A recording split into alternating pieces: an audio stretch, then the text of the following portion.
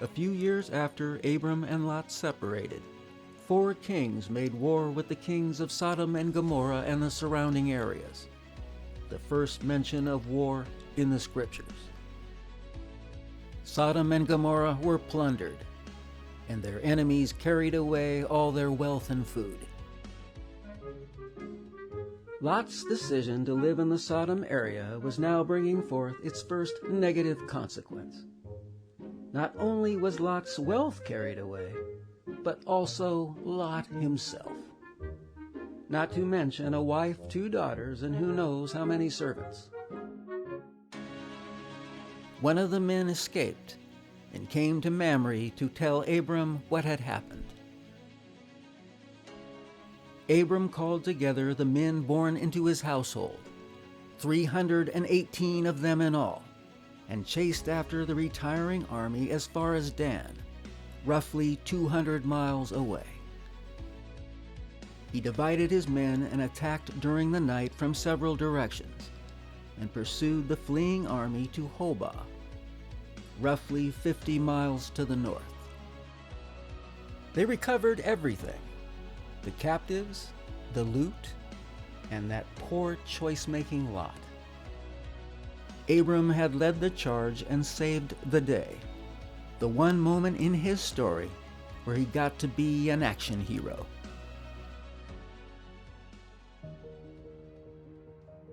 When Abram returned, the king of Sodom came to meet him and express his gratitude. So did the king of Salem, a priest named Melchizedek, who brought bread and wine and blessed Abram with this blessing: the blessing of the supreme God, creator of heaven and earth, be upon you, Abram, and blessed be God, who has delivered your enemies over to you. Hebrews 7 describes Melchizedek as being without father or mother, with no genealogy, without beginning of days or end of life. Resembling the Son of God, he remains a priest forever. Then Abram gave Melchizedek 1/10 of all the loot.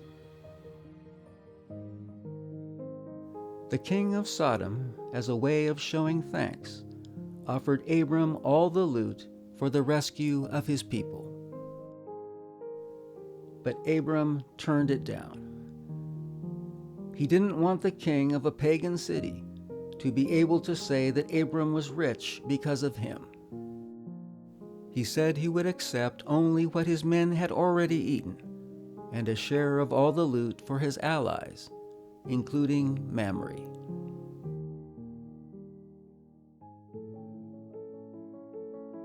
After these things the word of Jehovah came unto Abram in a vision, saying, Fear not, Abram, I am thy shield, and thy exceeding great reward. And Abram said, O Lord Jehovah, what wilt thou give me, seeing I go childless, and he that shall be possessor of my house is Eliezer of Damascus?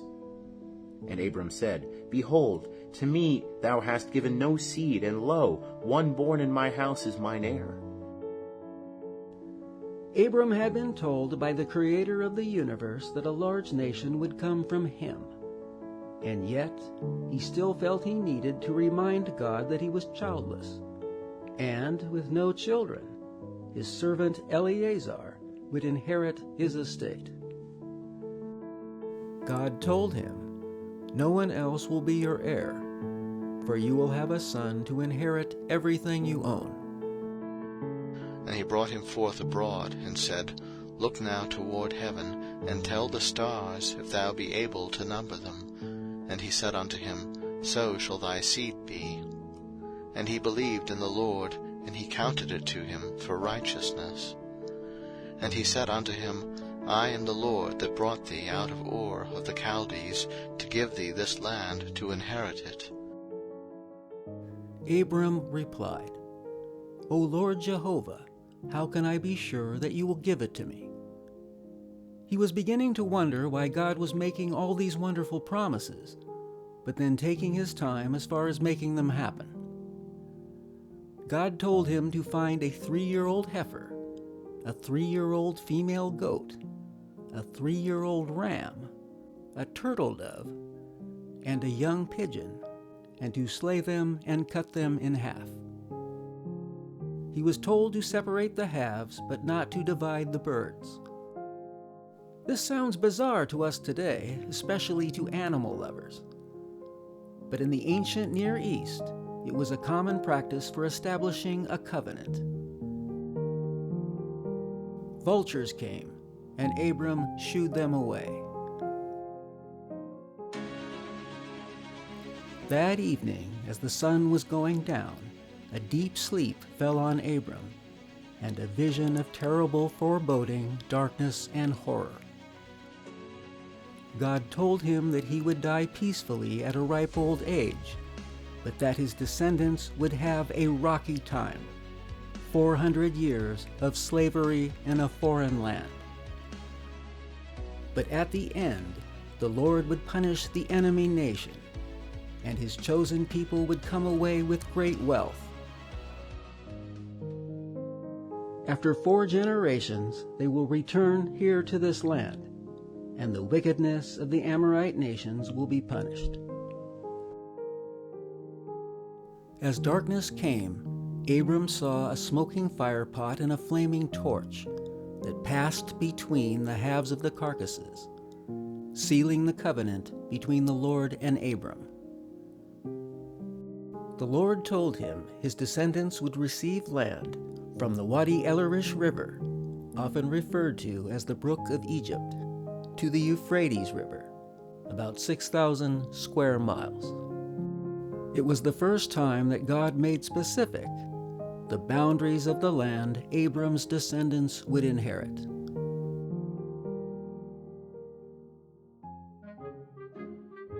The wait for a son finally became too much for Sarai.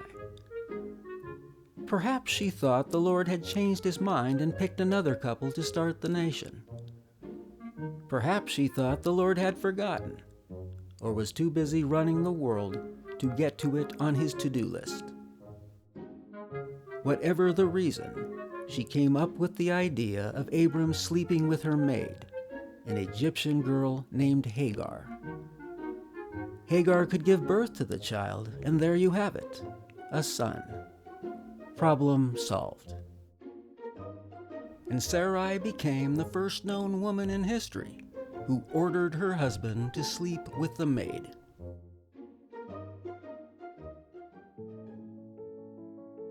And Sarai said unto Abram, Behold now, the Lord hath restrained me from bearing. I pray thee, go in unto my maid. It may be that I may obtain children by her. And Abram hearkened to the voice of Sarai.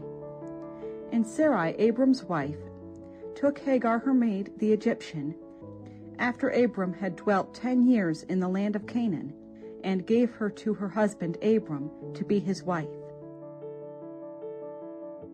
So Sarai lost faith and tried to make things happen herself. Relying on the creator of the universe just wasn't enough. And Abram went right along with it. He slept with Hagar, and she did indeed become pregnant.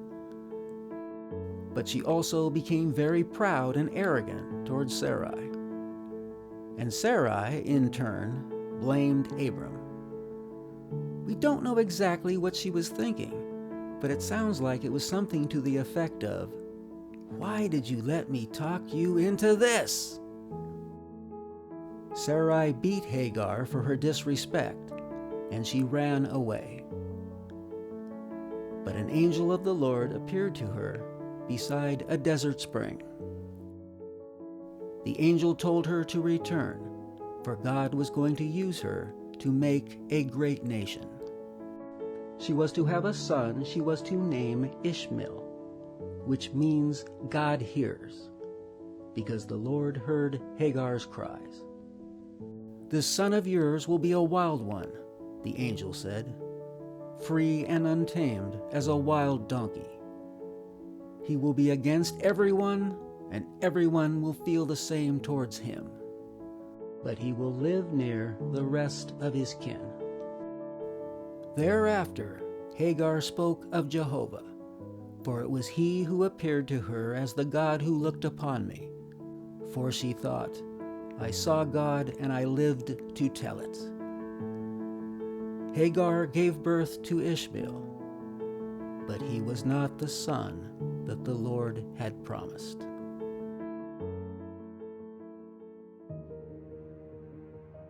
And when Abram was 90 years old and 9, Jehovah appeared to Abram and said unto him, I am God Almighty. Walk before me, and be thou perfect, and I will make my covenant between me and thee, and will multiply thee exceedingly. And Abram fell on his face, and God talked with him, saying, As for me, behold, my covenant is with thee, and thou shalt be the father of a multitude of nations. Neither shall thy name any more be called Abram, but thy name shall be Abraham, for the father of a multitude of nations have I made thee. And I will make thee exceeding fruitful, and I will make nations of thee, and kings shall come out of thee. And I will establish my covenant between me and thee, and thy seed after thee, throughout their generations for an everlasting covenant, to be a God unto thee and to thy seed after thee. God commanded that all males be circumcised, as proof that Abraham had accepted the covenant. So Abraham, Ishmael, and every other male born in his household were circumcised that very day. Then the Lord said that Sarai would now be called Sarah, meaning princess, and, once again, promised a son born to her, and to bless her richly and make her a mother of nations.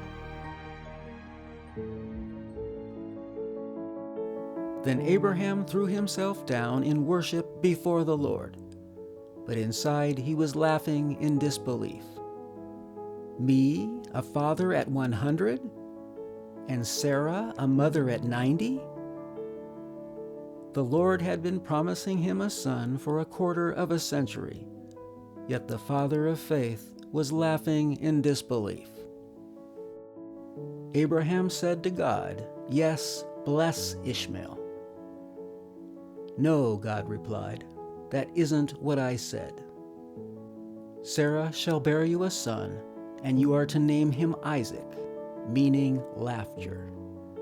And I will sign my covenant with him forever, and with his descendants.